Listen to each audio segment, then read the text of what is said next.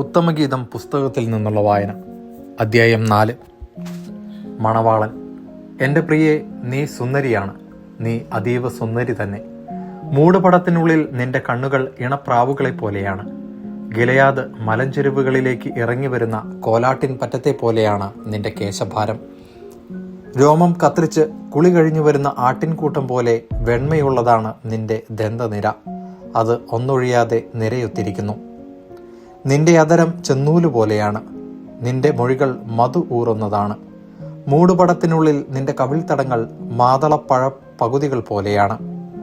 നിന്റെ കഴുത്ത് ആയുധശാലയായി നിർമ്മിച്ച ദാവീദിന്റെ ഗോപുരം പോലെയാണ്.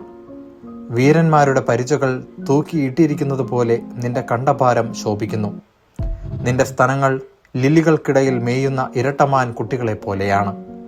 വെയിലാറി നിഴൽ മായുമ്പോൾ മീറാമലയിലും കുന്തിരിക്ക കുന്നിലും ഞാൻ ഓടിച്ചെല്ലും.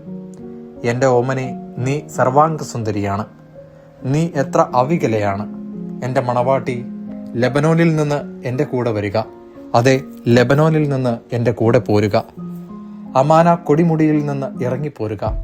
സെനീറിൻ്റെയും ഹെർമോൻ്റെയും കൊടുമുടികളിൽ നിന്ന്, സിംഹങ്ങളുടെ ഗുഹകളിൽ നിന്ന്, പുള്ളിപ്പുലികൾ വിഹരിക്കുന്ന മലകളിൽ നിന്ന് ഇറങ്ങി വരിക.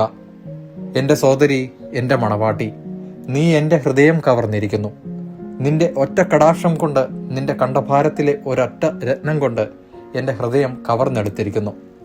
എൻ്റെ സോദരി, എൻ്റെ മണവാട്ടി, നിന്റെ പ്രേമം എത്ര മാധുര്യമുള്ളത്! നിന്റെ പ്രേമം വീഞ്ഞിനേക്കാൾ എത്ര ശ്രേഷ്ഠം!